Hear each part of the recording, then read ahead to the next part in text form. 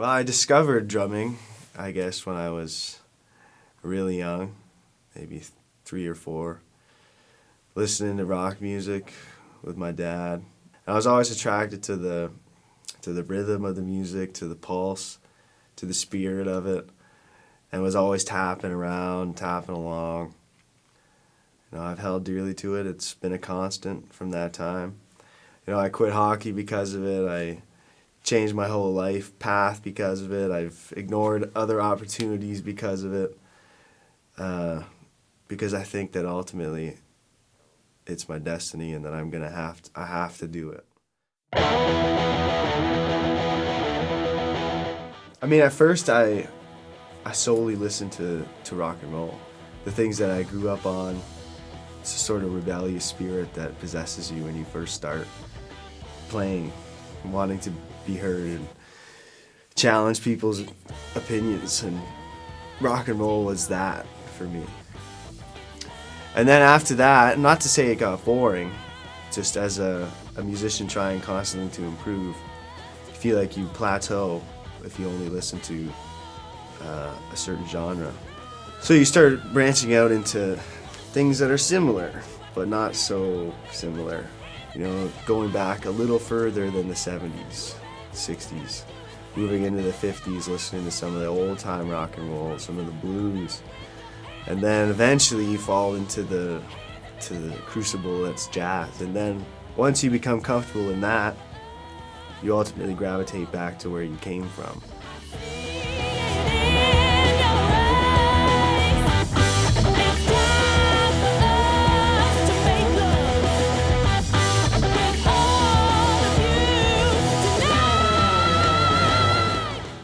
When you play by yourself, there's a limit to self-discovery. There's a limit to how much you can come up with and imagine and directions and all that stuff. There's a limit to how much you can do on your own. And eventually you start to stagnate, I think, musically.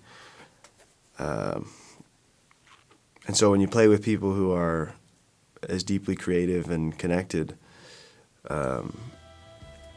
as you are, and connected with each other, it feels like you just play off each other, and you come up with things that you would never have come up with otherwise.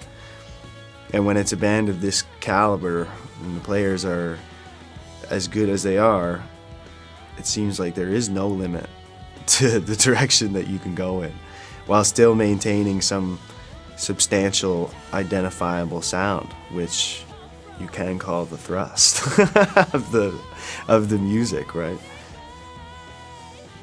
I feel like this musical project is the culmination of everything that I've been trying to do for my whole drumming life. It's the apex. It's kind of like all the roots were out there in the past, and they come together, and then the tree finally starts to emerge. This is like the top of the tree, so to speak.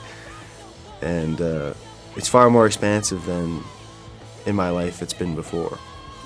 We have that advantage of being able to go in so many different directions and to take listeners on journeys, not only over the course of many songs, but journeys within the song itself. So together we are able to create that vista of possibility.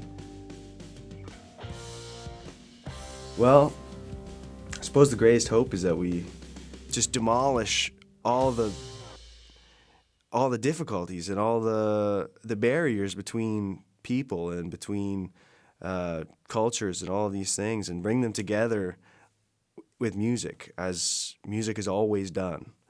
Just the question is, how do you do it now, and what are you saying? How do you know if you're saying the right thing at the right time?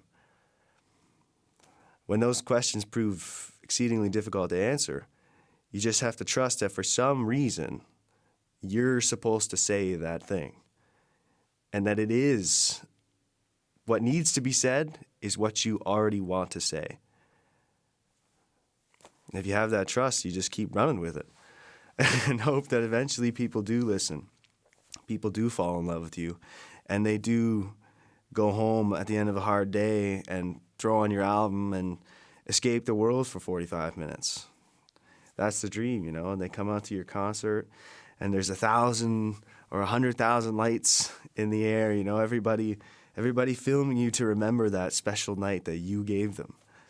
I mean, that's the mission. Just to do it, man.